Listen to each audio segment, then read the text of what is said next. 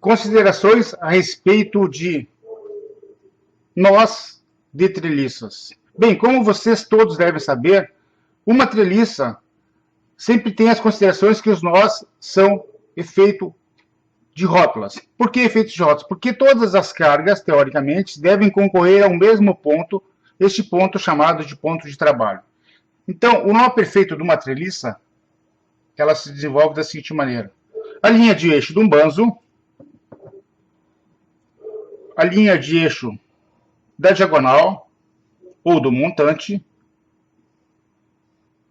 e linha de eixo da diagonal ou montante. O que está acontecendo aqui? Esses são os eixos baricêntricos das barras que concorrem ao mesmo nó. Esse nó chamamos de ponto de trabalho. Pois bem, imaginemos um perfil U como sendo o banzo inferior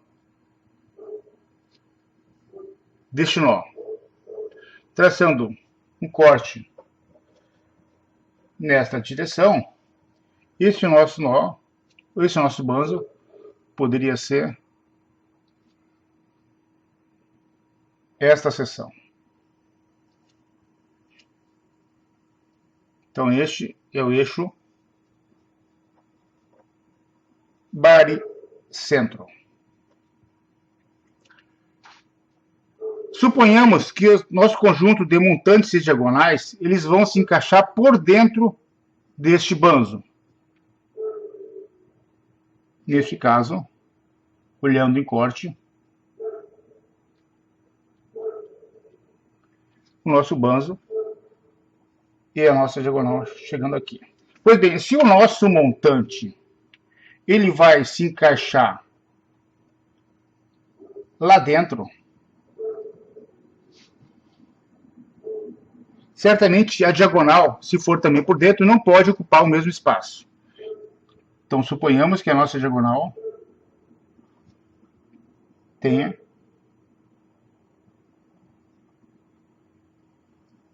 esta largura e que seja também perfil U. Pois bem, o que vamos precisar para transmitirmos o esforço axial destas barras montantes diagonais e o esforço axial nos banzos para esse nó? Certamente a gente tem que usar algum elemento de ligação entre essas barras todas para que esse nó tenha estabilidade. Nesse caso, é adotado chapas de nó ou chapas Gousset. Essas chapas Gousset, elas, neste caso aqui, elas poderiam ser fixadas de topo. Então, notem que nós temos os esforços, todos eles concorrendo para o mesmo ponto de trabalho. Este é o nó perfeito. E, claro, soldas conforme os comprimentos necessários a serem definidos por cálculo. L de solda. Certo? Isso aqui quem define é o calculista. Este é o nó perfeito. Este ângulo que eu tenho de abertura, ele se refere ao ângulo de um cone de tensão que surge nessa peça quando ela está entrando em carga. Tá ok? Esse ângulo é em torno de 18 graus, a metade dele. Então, esse é o nó perfeito, certo? Nó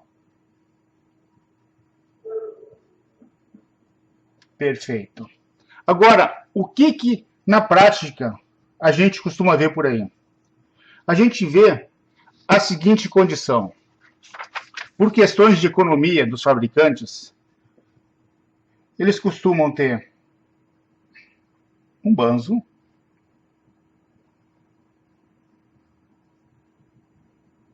também o perfil de boca para cima. Eles têm a posição dos montantes, baricentro do banzo. Usualmente, o que nem sempre quer dizer que esteja certo ou também não esteja errado, desde que seja levado em conta algumas considerações, é que o montante entre até dentro do banzo e a diagonal sejam inseridas até a posição máximas entre montantes e o banzo. Com isso, o que está acontecendo? O ponto de trabalho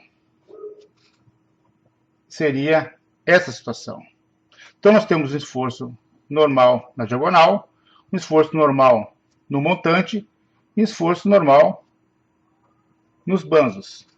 Eu puxando este nó para fora, notem que a situação que a gente tem agora é esta aqui. Sendo que esta medida que eu tenho, que surgiu agora em função desse deslocamento da barra para poder ocupar maior espaço dentro do banzo, ocasionou uma excentricidade. Então, com essa excentricidade que nasceu devido a esta solução construtiva, este banzo, que antes estava simplesmente submetido ao esforço axial ou de tração ou compressão, agora com essa nova condição, tá? Força na diagonal. O que está surgindo aqui? Está surgindo um momento no ponto de trabalho, que seria força na diagonal, vezes essa excentricidade.